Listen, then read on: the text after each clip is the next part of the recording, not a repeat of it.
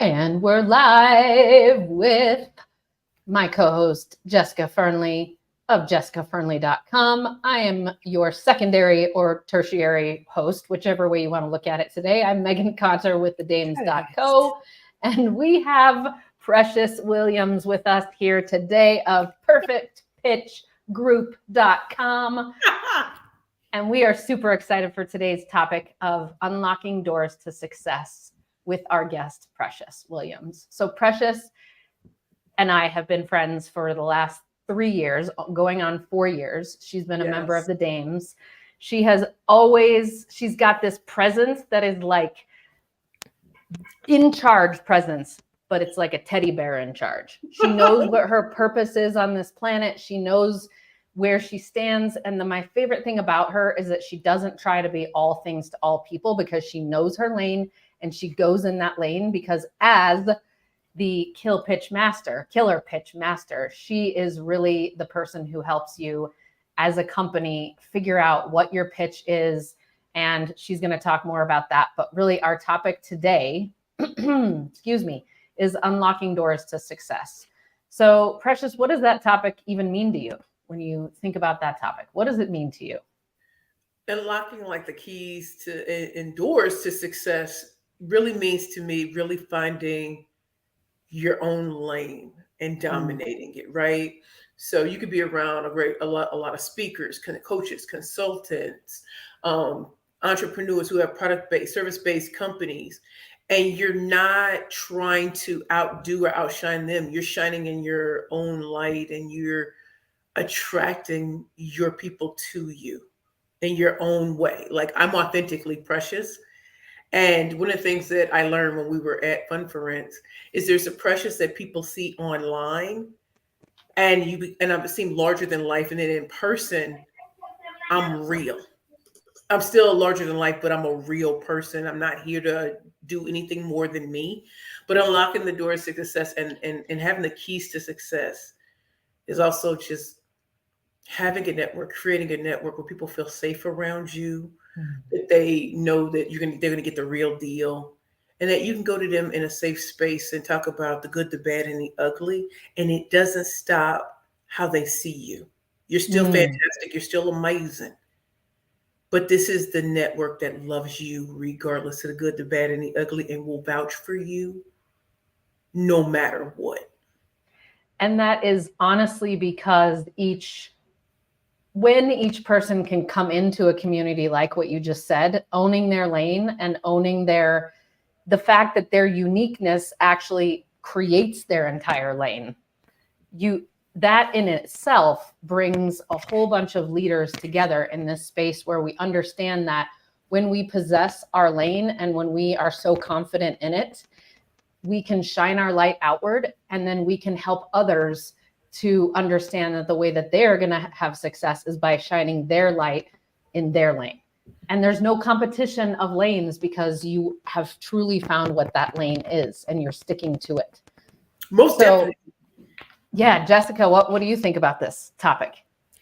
I love this topic. And I wanted to add as well that Precious, you were a guest on my podcast earlier this year. And one of the things I loved about that interview is that I felt like I didn't need to really say anything as we were going through, because you have this amazing presence. You speak and everyone wants to listen. And I think some of that is innate to you and cannot be taught. But I also love that you are able to bring people into that and share that skill set with so many women. And I've read several of your books, and I've really, really enjoyed them. They're just unputdownable. So we will talk about this later. But for people listening and watching, you want to check out Precious's books. They are worth having hold of. But yeah, I love this whole thing about the lanes, because I was talking to a client earlier actually, and we were talking about kind of our own personal fulfillment.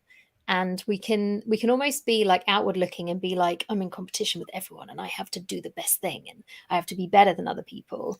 But I think when we start to realize that actually the whole of life is almost like our own fulfillment meter of am I in self-actualization? Am I living out the calling that I can discern for myself? Because I think when we're in high fulfillment, we show up as our best selves, we attract the best opportunities. We have this, I think we can have this energy that is so, it's almost like the energy of love, because it makes other people want to be the best version of themselves as well. And so it's almost this, I think this is how I describe it. It's almost like it's this excellence, but not a competitive excellence that's like, by the way, I'm better than you. It's like, I'm living my best life and people you see should it. too. Exactly. Yeah, and I'm inviting you to as well. Yes. Just by being myself. And it's this, I think it's this concept that I love how deep we go right away, Jessica. It's my favorite thing.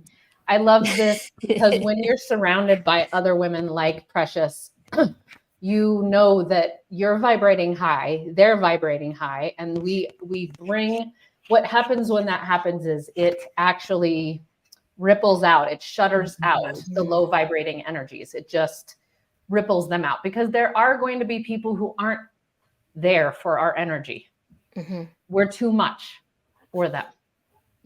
Or we're not enough for them. There's going to be those kinds of people. And it just simply means that we're not vibrating at the same frequency. And that's okay. We don't have to try. It's just like, in my opinion, we shouldn't be trying to get people to be a certain religion, because do you, and I will do me. And if you don't have a personal experience of your own spirituality, for instance, in this example, I'm not going to be able to give that to you. Same thing here of, if you aren't able to own your lane and own the place where you are truly unique and you just stand up on your own 2 feet, I can't tell you what that lane is. I can be like, Precious does, where you are, I mean, I can't be like Precious, but when we can be like Precious and write books and have people figure it out themselves.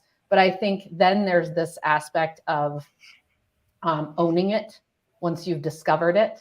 And sometimes it takes time to step into that. So from your perspective, Precious, where does that stand? Because I know a bit of your story, and people can learn about your story by finding you anywhere online. But having come from nothing and made yourself in this lane, did you have that lane right off the bat? No. And what did it take to find that lane? Yeah, what did it take to find that lane? You know how you look back, how Steve Jobs is connecting the dots backwards and you start to see things. So I've been speaking since I was 16, and I'm sure I was as dynamic as a 16-year-old, 20-year-old could have been. But having to rebuild my life over in 2018, I remember meeting Ty Goodwin, and she had this quote that I've never forgotten. She said, when you step into your purpose, another woman can finally step into hers. And so some people need to see it being done. So as great as I might have thought I was before I fell so far on my face and went through the trauma of losing the love of my life and developing a severe addiction and becoming homeless, that's already hard.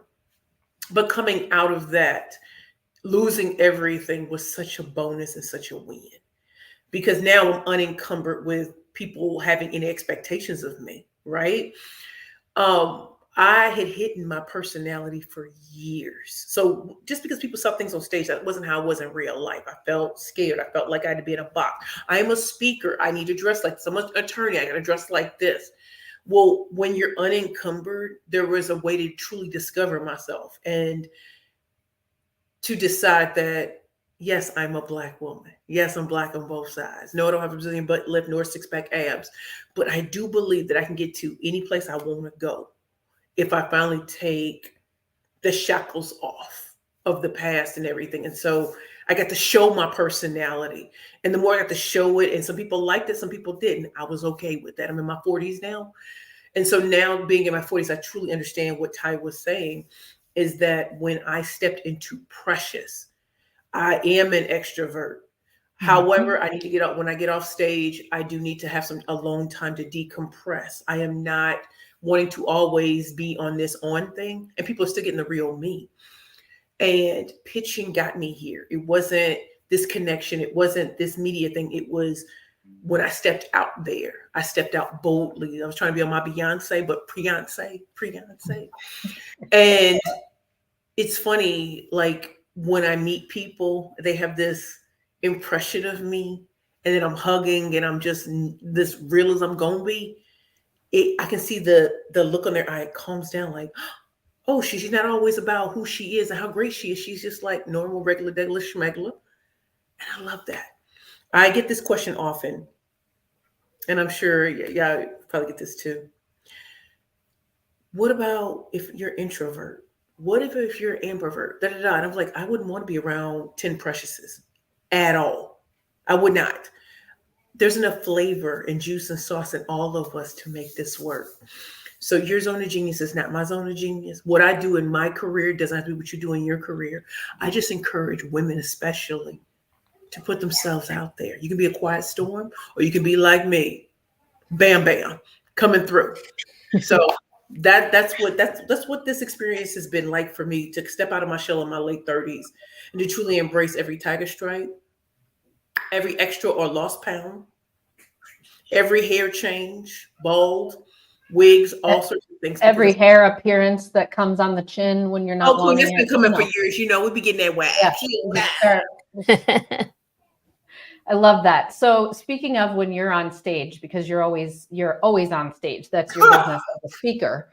And one of the things that you say is that in order to unlock the doors to success, you should go to a few high ticket events with, a high dollar price to get you in front of decision makers. Mm-hmm. Will you talk a little bit about that, and what does that mean? And why should women who listen to this podcast do that? Well, listen, all this when we're starting out with probably like the $25, $50 events, and that's cool, but there are really no decision makers in the room. Everybody's trying to see who can get as a client. When you're at these higher dollar amount events, I learned that because I did my first pitch at a high dollar event I could not afford, and wound up pitching to the producers of MSNBC, not knowing that they wouldn't like that pitch enough. They put me on Your Business with JJ Ramberg 11 years ago. 2012. Yeah, 11 years, February 9, 2012. So had I not been in the room, who were the decision makers? So I couldn't afford it, but there was something in that room that I was supposed to get. And that meant, with my bladder being full, negative $400 in my bank account, I've got to go hard in the paint. And even when you think about, different conferences, Fun for Rent, I noticed when I got to Cherry Creek, Denver, I was in for a treat, because the whole experience was luxurious. So that meant the women that were coming, they're coming with a different mentality. Yes, they're coming to learn. Yes, they're coming to network. But there's also some other things that were going to be in that room that we all needed. It wasn't going to be this pitch fest. It literally was going to be, I see you. I see you. I see the strength and the queen in you. I also see that there's some things that are shaky, because we all have it. And when you're in a room with women or people like that who are paying a higher level, all the silliness kind of goes out the door, and it gets really real, because you've all hit a certain station in life. So you don't have time to be playing, but you see each other in a different way. So at these higher dollar events, what I have learned is there's real connections in there. You become off social media and in real life. You can be respected in a different way, because it's not everybody and their mama there. It's not like you go to events and there's 50 million, 11 people. If there's a smaller amount, best believe you can make a better impression. People are going to remember you. They're going to go look you up. They may even watch you for, I don't know, from that day to 6 months to a year, and they're going to come back. They probably referred you to people. They probably did a whole lot of things that never happened in smaller, lower dollar amount events. So the decision makers are there. The people who can impact your life in ways you've never seen. They might not have ever seen you before until you were in a higher dollar amount room with the right people. And then everyone has a different style of how to build relationships in those rooms too. Oh, most definitely. Jessica, what were you going to say about that? Yeah, I completely agree with that, Precious. I feel like I love doing sort of high level events where it's like unspoken. Well, we don't even need to say like we're aiming for 7 figures, because of course it's like, it's more than that. And I agree. It takes a layer of having to pretend.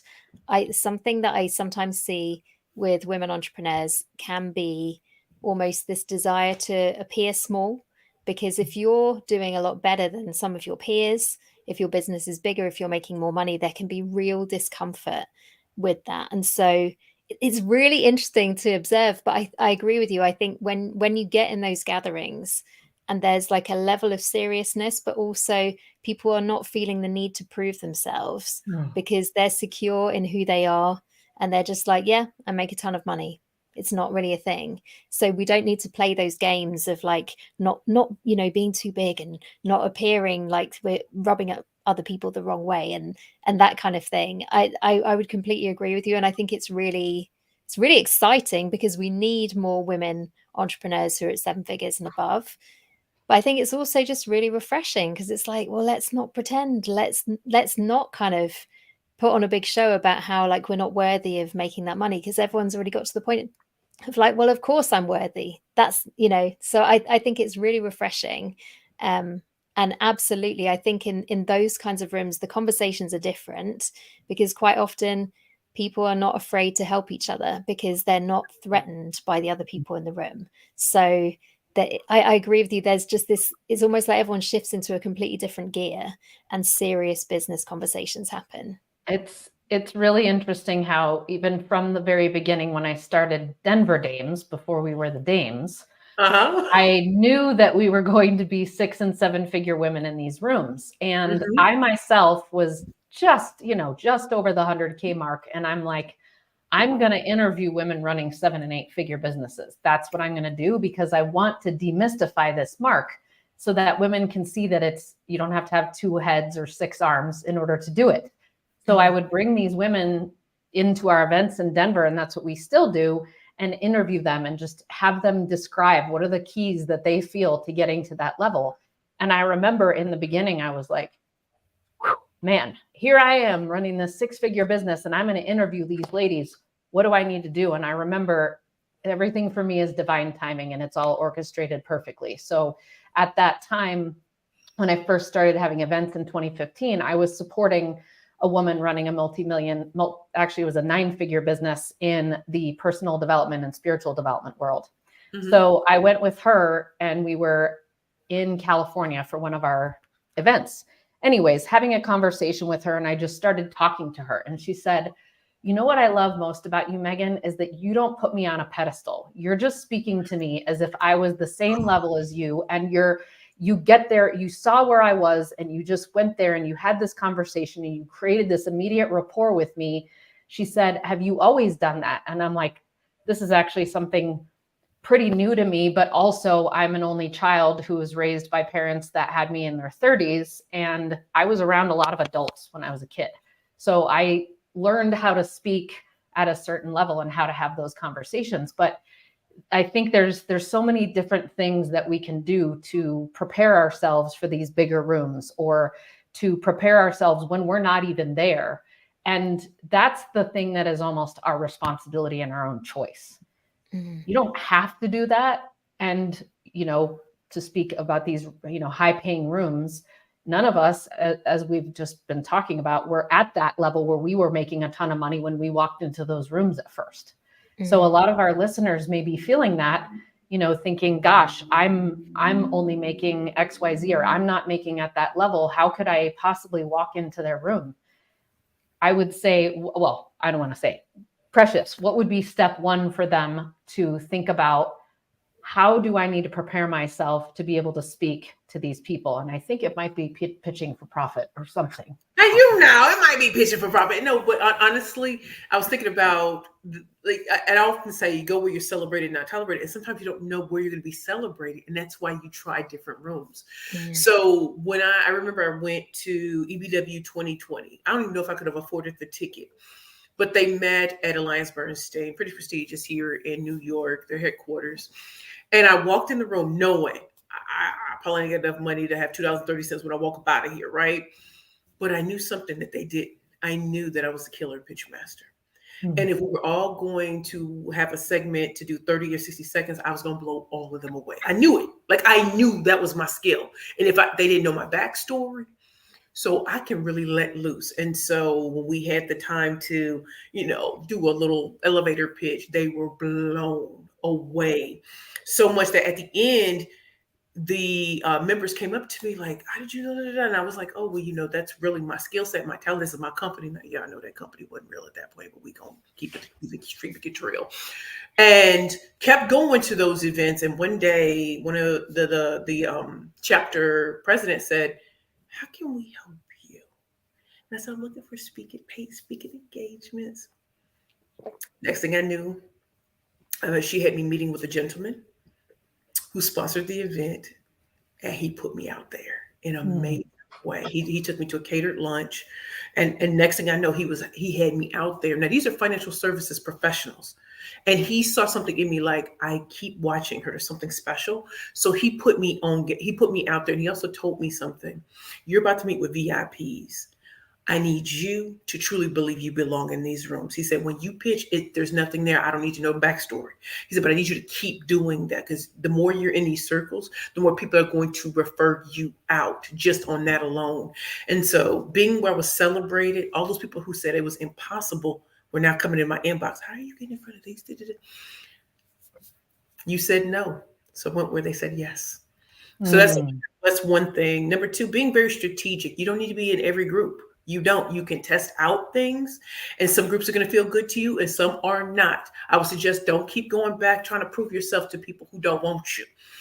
So if there are people who do want you and they're at a level above you, because I need to be challenged to move up. I can't do this. What we all hear. I need to be challenged to put up or shut up. That's what the Dames is like for me. Put up or shut up. Like, we want you here. Come on up, queen. Come on up with us. And that meant a lot to me. So that it made me eliminate a lot of other groups that served no purpose or had me thinking that, man, I'm such a downtrodden hood recipient for me. No one else does that anymore. And the more that I got out there, the more that my network referred me out, warm intros, that kind of thing. Do you see the confidence today? That wasn't there in 2018, 2019. I'm confident for real today, because they're not going to meet anybody like me. And also my clientele have real testimonials. I'm in the room with people who can say, I did this or working together. This is what happened. You can go on my LinkedIn. All of that was taught to me by the greats. And so you got to have a strategy. Go where you're celebrated, not tolerated. Don't be afraid to test out things. And you don't have to go to every high dollar event. You might only can do one or two in the beginning in that year, but it's going to test you and take you say, hey, these little things over here ain't working for me no more. How do I get into more spaces like that? Maybe before the next year. But at the end of the day, you're going to meet groups, you're going to meet women, you're going to meet men who are so instrumental, and they don't even want anything, because your success makes them know that they are real and that they will continue to help you, because it makes them feel good, look good, and they're a part of your journey. Absolutely. And I think there's something that I know about you, Precious, in that what you worked hard on to get clear as to who you are here to serve and who you're here to impact. When you started, you had a different target audience. Definitely. Jess probably had the same thing. I had the same thing, right? My business now looks nothing like it did when I started my first business 15 years ago.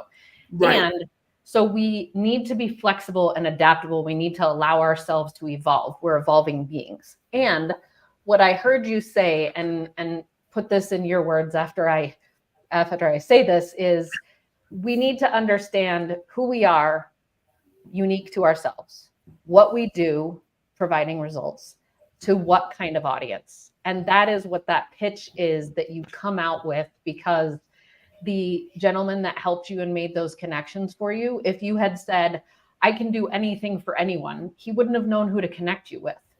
But he would have known this is not the right person for me for right now. Exactly. So it's okay to start out and not know exactly what you're doing. But I remember, I'm like, okay, well, I do social media management for professional service companies that are solopreneurs. So your typical financial advisor, your lawyer, and your whatever. And so people were like, okay, I can make you connections to some people. I too got connected to a gentleman who was running a giant social media management company, and he had clients that couldn't afford their services. So he started filtering them to me. And that's what really started me moving along. And that was just by me speaking what it was that I needed, and somebody hearing it and saying, I can help you. but it takes a level of courage. And I was not very courageous at that time to say that. I just was in a small room with the right kinds of people, because I had befriended people, because I'm a sincere, kind person. And so that's what I used to my advantage. Precious, what would you say you use to your advantage when you walk into a room? When I walk into a room, and from the very beginning too. Well, from the very beginning. So, and this is also to go along with why pitching was so important. And I didn't realize how important it was until my back was against the wall.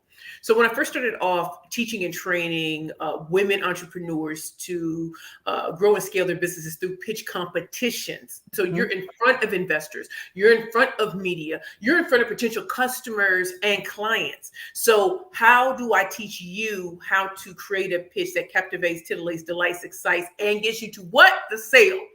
You know, how do you do that? So over time, since I had to do it for myself, I took on I did like a beta group, and they all won their pitch competitions, which was shocking. I didn't think I had that skill. And then creating a proprietary formula. Now we've trained over 400 pitch champions. That's great. But something was telling me as I was going, everybody doesn't want to be on Shark Tank. Everybody doesn't want to be in pitch competitions. And there are 6 different forms of pitching, not the 3 that most people know. Okay, so then I need to educate more people on what pitching can be. So if you have your elevator, your media, your investor, that's cool. But what about your speaker pitch? What about your sales pitch? What about your interview pitch? So that opened up a different world to me. So with interview pitches, who's always going on interviews? College students. Professional students, right? Those who want to get fellowships, those who want to get into the colleges of their dreams.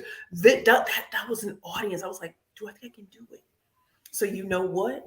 I tapped the network. I made sure that my network knew me beyond social media, because on social media, I'm the killer pitch master, but I'm actually business development and sales. So by taking time with my network, meeting for coffee, real coffee and tea, and really explaining where I'm going, having VIP emails, just when my VIPs, where I'm like, these are successes I'm having. I can't put it on social media, but I'm letting you know. And at the end, there's going to be a big ask. Can you help me get into this particular? So I knew I was needed in tech. I knew I was needed in financial services, because all of them sound the same to me. You can create great products, but you can't sell it. That's where you bring me in, because I'm an atmosphere shifter. So as I was going up this ladder, I started seeing other places where I was needed, but I also needed a network. So that's how I was pitching for profit, because they were doing business development for me, because I was so much more than what they saw on social media. There was so much more. And by them vetting me, by them putting me out there to this network, it wasn't a problem about getting a contract or getting a keynote speaking. That was done. Their word alone got me there. So then now that I'm in, how do I take that into contracts? So every step of the way. So we started off with women, then it became colleges and universities. I don't have an Ivy League degree, but I've taught at Harvard and Columbia Business School and law school. Oh, I wrote books. So here I am as an expert in pitching. When they told me I was too fat, too black, no Ivy League degree, no one says that to me anymore, because I utilized every form of communication to get to a certain level. And then big tech with Google, LinkedIn, Microsoft, and all of them, financial services company, insurance companies. And every step of the way, there was my Heavenly Father saying, you never want to get to a point where people think they know all you can do.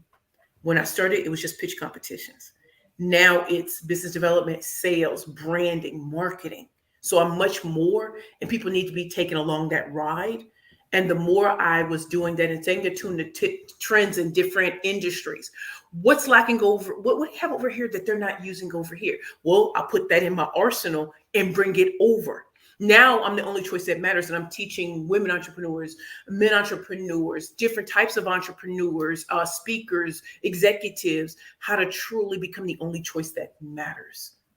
So all of the stuff you thought you had to do, you don't. But if you're packaged right, if you're positioned right, your pitch is going to sell it. Amen. That's right. Which one of your books tackles that topic of the different kinds of pitches? So my first two were tackling it, but my fifth that just came out this year, Rainmaking 101 from Day One, Packaging, Positioning, and Pitching Secrets Exposed. Now that is the one that can truly take you in overdrive. When you write your first two books, you're great. But there's so much of an elevation between the first and the fifth. And also, it was my way of showing that different industries can use this. You can be in corporate America. You can be at law firms. You can be in dental practices. You can do all of this, but I need you to understand that if you're only hanging with people in your industry, that's a no. You need to be in different industries. What events should you be going to? Not just the high dollar ones, but specifically where you can create the type of relationships that eventually turn into clientele for wherever you're working. You need to be able to, what kind of volunteer events, charitable events do you need to be seen at? What's your whistle when it comes to charitable opportunities and making that a part of something that is close to you? You'll come into contact with people who have a lot of money, a lot of influence, and they see your work ethic. What does that do? Now they're curious about more about you. And then finally, when you are pitching, you take all of that with you and make sure that your trusted network, not your entire network, your trusted network knows how to position you to their network. The vetting is done. This is not we were thinking about it. No. You need her. And it's done. So Rainmaking 101 from Day One, Packaging, Positioning, and Pitching Secrets Exposed by Precious Williams. That is the one that I would tell people to truly start with, no matter where you are in this journey. If you're looking for sales, if you're looking for clients, if you're looking for customers, you're looking to learn how to talk to prospects, what should be in your social media? How are you becoming a thought leader? And trust me, it's not hanging on private planes and just saying, this is my life, get it. Pay for this course. It's like that teaches nothing. Walk through the journey. Yes. Jess, what would you like to add or ask? Yeah, so I love what you're saying about kind of celebrated, not tolerated. You said that when you were a guest on my podcast, and I have quoted you to many people on that because I think it's just such like an important rule of thumb that women, I think we are programmed to kind of put ourselves in places where we're not valued. And instead of being like, this room is the wrong room, we tend to go, I'm the wrong person. So I think it's a really helpful rule of thumb for people to carry with them. What would you say about situations, Precious, where it's almost like we can draw a straight line between where we are and where we want to get to? I work with women who have like big plans to take over the world and to really crack doors at big corporations and, be high profile in big industries. But sometimes there's almost this dynamic of like, well, I know that I want that, but I'm scared that people will close doors in my faces. Like, what would you say about kind of how we can, I guess, like have the courage to take big swings and bounce back when, I have had a lot of doors closed in my face, and I'm sure we all have, because this is part of what it means to be an entrepreneur. But what Right. advice for you, Precious, for people who are looking into that sort of thing and like, I know this is my path, it's so aligned, but I'm so scared to take a chance.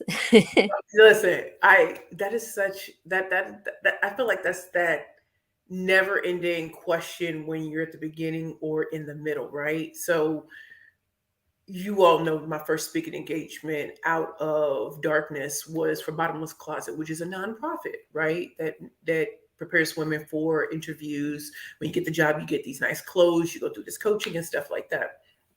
And I actually was a client when I got booked. The woman did not know that because how I presented myself as a killer pitch master, not as a downtrodden, former alcoholic, homeless woman, but I introduced myself as a killer pitch master, slaying all competition with a killer pitch. She was just like, what? So I did that for free because it was my first time out. I haven't spoken in years. Well, something happened to me in that first speaking engagement. It was standing room only. I was stunned. And then when I got the call that they wanted to introduce me to Viacom, MTV, VH1, MTV, Paramount now, but you know what I mean. They didn't know I used to pitch television shows there in that building. They didn't know. And so here was a full circle moment, and got paid to do that. But before I got there, there was a strategy in my mind.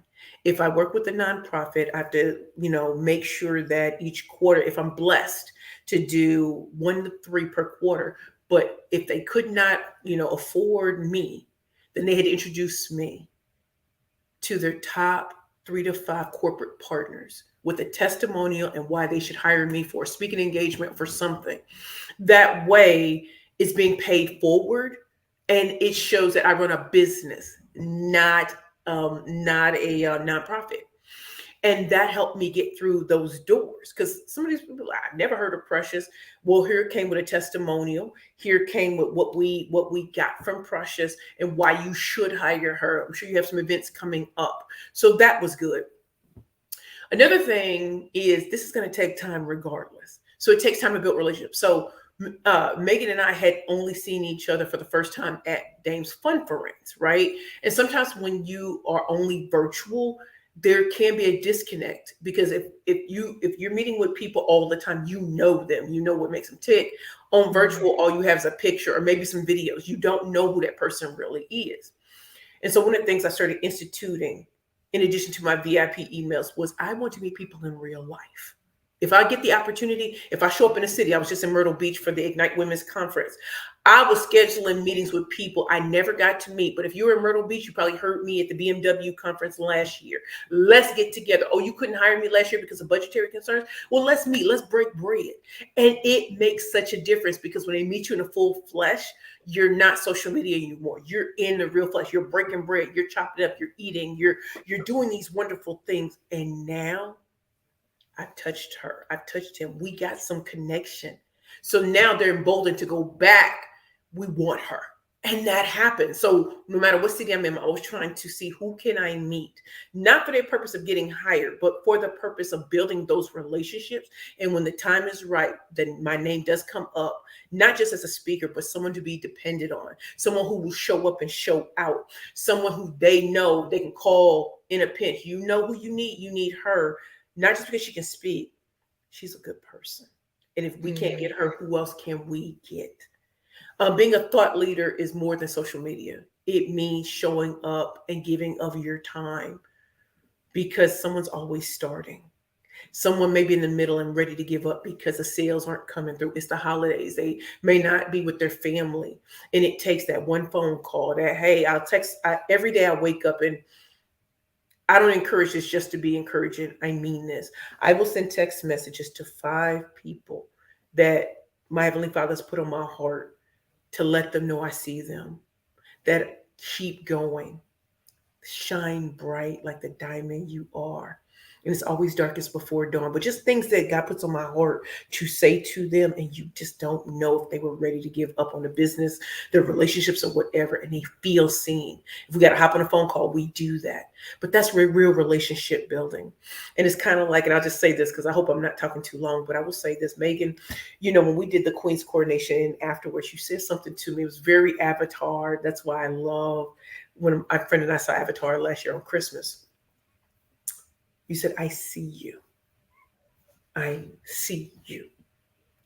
Which is very different from when we're talking online. Girl, I see you. No, it's I see you. I see what I never saw before. I see you beyond achievements and stuff. No, you really are a good person who wants to serve. This was an idea that came before you, and I see why you're here in it. I want you to keep this going. But I never was doing it to shine. I didn't come to that conference to shine. I came because I needed to learn some things. I needed to decide if I was going to sign the lease. And when we were at the conference, and Patty Farmer's in her session, something broke in me. And when we were all talking afterwards, I had to emotionally let things off of my chest. I don't be afraid to say on social media. I'll be afraid to say to people I don't know. And by me asking and saying what I needed to say, the energy of the room changed, and we became not business women, we became women. And we all struggle with something. And in that space, I was struggling with the evolution of me, not who I used to be, pressing forward to someone that I'm becoming. And it had to change with moving into the highest place, the highest space. It required me overlooking a city. It required me to stop being garden level, but high level, not eye level. And I needed to be in that room with women who've done it, and I needed to do it. And I signed the lease that night. So relationships are important. Being strategic is important, and also having a really good heart for service. And when people do hurt you and they do things that aren't good, exit stage left. We don't have to have a social media conversation or anything. Walk away and keep it moving. Yeah, I love that. And what would you say in situations where it can just feel like we go in and we're not known to the room, and it can feel like we always have to like bring the energy and be like, be your best self, really impress people. And that, it's a stage that we have to go through. But like, what's your take on that, Precious? Like when we are entering spaces where there's a lot of opportunity actually, but it's not something that we can just, step in and receive straight away, because there needs to be like some level of relationship building before that can happen. I want to piggyback on that too and say, how can we do that in virtual spaces and in person spaces? Because you created a space for yourself, Precious, in the Dames before you ever met any people in person. So it is possible, but what is required? I love that question. I think so in the virtual space, like if you are able to speak, bless the microphone, even if it's the virtual microphone, bless it. Give them something they've never heard before. How you dress makes a big difference. And I'm not saying Fendi, Gucci, Balenciaga, but my brand is bold. Like, I'm not going to come in as some basic black. I don't care how expensive that cashmere may be. No, I want to project what my brand and I represent. So I'm going to show up in polka dots and blonde hair and red lips and things like that. And it's strategic. It's strategic. Like when I know I'm going to go on camera, what do I want to project? Does it enhance the message that's going to come out of my mouth? Can you read the energy of the room, even if you're in a virtual space? Oftentimes you can't, because if you're able to look in the eyes, you can see a lot, right? Also, what am I going to offer that makes sense in this space? And I mean offer like to buy. What am I going to offer of value that reinforces that I am an expert at what I do? I'm not dialing it in. I'm not new to this. I'm true to this. And so, and this goes into, I remember at the Fun Friends, and I sort of keep bringing it up, but it was so important. I was walking down the street because we were going to have the kickoff. I'm walking down the street trying to figure out, am I going the right way? And I hear my name. And all of a sudden I'm hugging all of these women. And to me, being a little black girl, a little chocolate girl from St. Louis, it was like internally I was crying. Because on one hand, you feel like a rock star. On the other hand, it's like they see me. And they knew who I was. They knew who I was.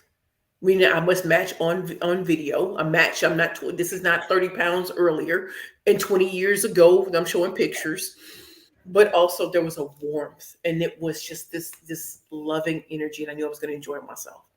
Plus, when we were luxurious surroundings, we going to have fun. And then, honestly, I didn't come to Fun Friends to speak. I came to be poured into. I don't have to be on stage to make an impression. Everything I wore was calculated by me because I don't have to speak, but my presence will be known. And that was a game changer for me. A woman told me that a long time ago. I went to a Chase private event, and she said, you don't have to say anything. People expect you to always talk. But if you don't say anything, they're curious. Make them come to you. There's levels to this. Which can be a little difficult for those of us who are 5'2", but just know. Or those of us who are full-figured divas in every step of the word and will not allow what society says about bigger women to infect me. Because I'm gonna come in fly regardless. Exactly. Jess, did you have a thought there? I saw no. I have many thoughts, but I'm enthralled and listening. So I have this question that keeps burning because of something that you talked about that I talk about a lot, which is the big ask. And, we like to make jokes in the dames that it's not the big ass, it's the big ask. And we have to know at all stages of the game what that big ask is. And in my opinion, the big ask changes on a frequent basis, because hopefully you don't have it for too long before that big ask gets answered. And then you're moving on to your next big ask. Come on, Queen. And what I'm talking about with this specific big ask is thinking about your big picture vision and your big picture mission and where you're headed as the business owner. So I'm speaking to the entrepreneurs right now. And so you have this big picture vision. Ours in the Dames is to get more women from the top 15% of women business owners to the top 2%, so that we can get more of us to that 7-figure mark without losing out on our lives. So we need to then, in that case, make sure that we remain having our values at the forefront, which for us is fun and love. And then you get to that point of, okay, so I know what my strategic goals are for the year. I know where it is that I'm headed. What is the next thing that I need, so that the next time I'm in a big room or having a conversation with one of the relationships that I've been building, and that person says, how can I help you? You don't say, oh, I'm okay, I don't need anything right now, because that's a waste of that valuable question. How can I help you? It's a waste. It not only dishonors you as the person saying that, I don't need anything, but it really dishonors that person who's asked you, because they wouldn't be asking you if they didn't mean that they wanted to help. They wouldn't be asking you if it didn't mean that they had been asked that question at some point and someone opened a door for them. So now they are turning around and they are saying, how can I help you? Is there a connection you need? Whatever. So it's important that we have those asks at all times, and that they be a big ask, because it feels a little scary to ask for it. So Precious, do you remember any of your big asks along the way and how those have shifted? And if you can give some examples of those big asks. And I'd love for the three of us to do that, so that we can really illustrate this, and hopefully our listeners can think of some for themselves. Actually, at the Funference, I was asked to present a big ask. So one of my friends who, invited me down, I spoke at South by Southwest with her. We spoke to, the Austrians at South by Southwest. And we were booked 6 times in like 2-3 days. And so she found out I was in Denver, and she hits me up. She's like, you in Denver? I see you on social media. I'm like, yeah. She said, can you extend your trip beyond that? And I was like, say less, because I already know what she's about to come with. And she said, so I'm gonna need you to stay around 2 or 3 days, because we have big plans. We're gonna make $100 million pitch. We are going to go to the Denver Broncos game in particular box seats. And I want you to make the biggest ask. Do you know, I'm sitting in Funference like this. What would I ask for? It's a strange thing. You would think I would know, because I kind of figured who was going to be in the room. Now I'm stressed out. After the Funference, Iris and I go over to Shoshana and Steve's home. And I'm still freaking out, like, oh my God, tomorrow, then Sunday, like I was going in my mind. And I said, these are the dames. Ask them. So I already called a friend of mine. I called my agent, and she says what she says. I'm like, that don't feel right. My friend is like, what would take your whole business, your impact to the next level? Think about it from that perspective, not a little show or anything like that. So I sit there with Iris, I sit there with Shoshana, and I pour this out. Shoshana's intuition. And she said something to me that resonated. And she says, there are a lot of companies that don't have someone like you. She said, but you need to be in the companies that sell things for billions. Billions, not millions, not thousands, not hundreds. She said aerospace. Yes, I just got full body goosebumps. You know she did that, right? Iris is looking like, and they started naming off these things. I'm like, yes. What? So who was I in the room with? Dames. Where were we? We had just finished Funference. I'm over there getting some good food from Steve and Shoshana. Iris and I, like, it was the most perfect answer. So I started writing out these things, right? And I kept it close to my heart because it resonated. She said, they don't have someone like you. You're an atmosphere shifter. You're like a sales master. She said, all of that, but they don't have someone like you, though, with the energy you come with, the way you teach, the way you train. And she said, $1 billion plus contracts. That's where you need to be. So anyway, went to the Broncos versus Jet game. Oh, that was amazing. Sitting in the box seats, just get my eat on. And I never introduced myself to any of the people there. I just was kind of conserving because I knew I don't need to be in their face. Tomorrow, we're about to do this. And they're about to see a different side of Precious. Next day, we go over to Denver Broncos training facility. Hear the pitch. Thinking of like critiques and stuff, because it wasn't given by me. The next thing you know, we did reciprocity wheel, which is where you make your big ask. First person goes, second person goes. Of course, I can't say their names or anything. But I stood in front of John Elway's picture, because goat to goat, back to back, like Drake back to back. And I knew I had to make a pitch so they knew who I was and then make my big ask. So stood up, made that pitch, and you could tell he was feeling me. And then I made the big ask.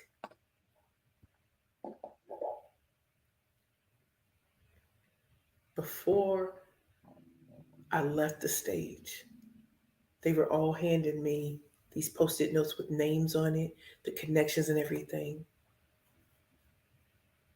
And then there were other connections to other big companies. They may not sell billion-dollar products, but they sell $1 million products. And I had to sit down and just try to take it in. Because to think of where I've been from St. Louis and where I was 5 years ago, no one said no. What room was I in? It was an intimate group. And then you think back to the big ask before, the big ask of speaking at EO, Entrepreneurs Organization, the big ask of speaking internationally and getting it, the big ask of being on stages I never thought that I could. And it happened because of asking. That's why my credibility had to be on point. That's why respectability had to be on point. That's why people vouching for me had to be on point. And so I will say to Shoshana, thank you from the bottom of my heart, because she blew me away. And you got chills. How do you think I felt? I was in the moment, getting ready for Steve to hook us up with that food. And I was like, that's what I needed. Shout out to Kelly Charles Collins. Shout out to Ty Goodwin. Shout out to every dame who prepared me when I signed that lease, when I made the decision that I'm elevating. It's the evolution. It's not a new Precious, it's an evolution. And that big ask culminated in yes. Yes. And that takes time, right? It takes step by step. But the other thing time is a beautiful thing. It's going to pass anyway. It right. doesn't happen overnight. And I promise you it doesn't. I know what it looks like on social media. I am 13 years into an overnight success. Right. Exactly. It doesn't happen overnight, but it takes those moment after moment being willing to step into the next uncomfortable space and the next uncomfortable space. And pretty soon it becomes comfortable. And then you realize, oh, I got to go for aerospace. Okay. So when you start out and you're thinking about these asks, what I loved about what you said was you came up, you said, here's my pitch, so that they understand, again, who you are, different from everyone else, what you do, the results you provide, to whom, the audience. You get your pitch, you give your pitch, and then you gave your big ask. So I'm trying to think of a good example that I used to have back in the day. Right. I wanted to get connected to a woman who owns a international networking organization for women running 7-figure plus businesses. And I wanted to talk to her to see if she would be willing to collaborate, because we have 7-figure women in our organization who I believe want to be part of multiple organizations. And so I set that as my big ask for a while. And I got a connection to someone on her team and spoke to her. And I was completely turned down. And I tried a couple of other ways, and I was turned down and again. Do you think that made it that I never had another big ask again? Nope. No. I just said, okay. That was practice. That wasn't the right door to try to open. And it also had me look at, okay, maybe that angle isn't the kind of angle that I want to try. So I want to look over on this side. So now my ask right now is to be connected to a woman-owned company that helps organizations develop sponsorships to go in and sell those sponsorships to corporations so that we can get sponsors for the Dames, for our fun friends, and for our ongoing sponsorship needs. So the kinds of things that I need from this woman-owned business is the syllabus, or the people that we're going to reach out to, help me develop the sponsorships that are going to be attractive to these kinds of companies, and then help me get the connections to those businesses that are going to want to be in front of women that are earning 6 and 7 and 8 figures. That's the ask that I have. That's a, for some of that is me hiring someone. And then the next thing is that person needs to be able to provide these connections. And along the way, if you're somebody who just happens to know these kinds of organizations that would love to be in front of hundreds of women who are 6 and 7 and 8 figure earners, great, make those connections to me, because maybe they have sponsorship money that they're wanting to give to a mission-driven organization like ours. But that's a big ask. I'm asking for $50,000, $100,000, $200,000 sponsors. It's no small chickens. But when I was asking for those things back in the day, it wasn't that big of an ask, right? So I've gotten my ask evolved. Jessica, what are some of the asks that you have had or that you've helped your clients have? I think what I've really noticed in myself is that at the start of my business, I would not feel safe to ask because, for anyone new in business, what is your big ask? I need clients and I need them now. But it sometimes felt too vulnerable to go there. So I'd be like, oh, I'm looking for connections to people. It was just very vague.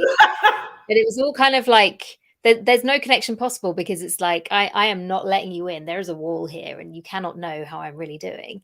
Whereas I think even this year in my business, I've actually started to leverage referrals in a really powerful way because actually it's really fun. And so that's definitely been a big evolution for me, that I think going from almost having quite a defensive, I don't want to admit that there's something that I'm lacking. I've done a lot of work and just got to a point where I don't feel any embarrassment about being like, actually, who do you know who's a 6 or 7 figure woman consultant or thought leader? I would love to be introduced to people who are serious about getting to 7 figures. And I think the other thing is that sometimes I will know that I have, because there's asks where it's like reciprocal, and there's asks where it's like, please help me. You're so much further along than I am. And like, you almost have nothing to offer them. But what I've found is that there is usually something that you can do to pay it forward with the right people. So when you get that little intuition of like, I bet that person would help me with this. I often sit with it, not indefinitely, but just like for a few days or a few weeks. And then I get this feeling of like, today is the day, make the ask. And I know that I've got it right because I get an instant reply. I had a favor to ask someone recently. They replied to my message within 30 seconds of me sending it. And I was like, it was the right moment. So I don't want to say, oh, wait for ages, put it all off. But I think playing with intuition and getting these little sparks and hearing, I have this idea, actually, this person has just come into my mind, my soul. I feel like this is someone that I would like to ask. But like waiting for the green light from the universe, I think that has been a really powerful thing for me as well. Or like Precious said, the tap on the shoulder from the big man. We all have our different language and the things that we believe that take us through life.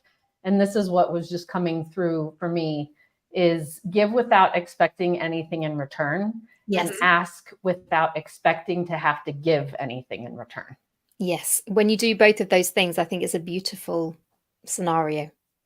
And I just wanted to say that as I made my ask, because I want this to be, transparent. As I made my ask just a few minutes ago, Precious put 3 names in the chat for me to go look at. So that is the art of mastering the ask and of surrounding yourself with people who are genuine and have big hearts and are here to help each other on this planet. She didn't have to do that, but because I mean, she's on our show and Precious gives me some suggestions that will help me open doors.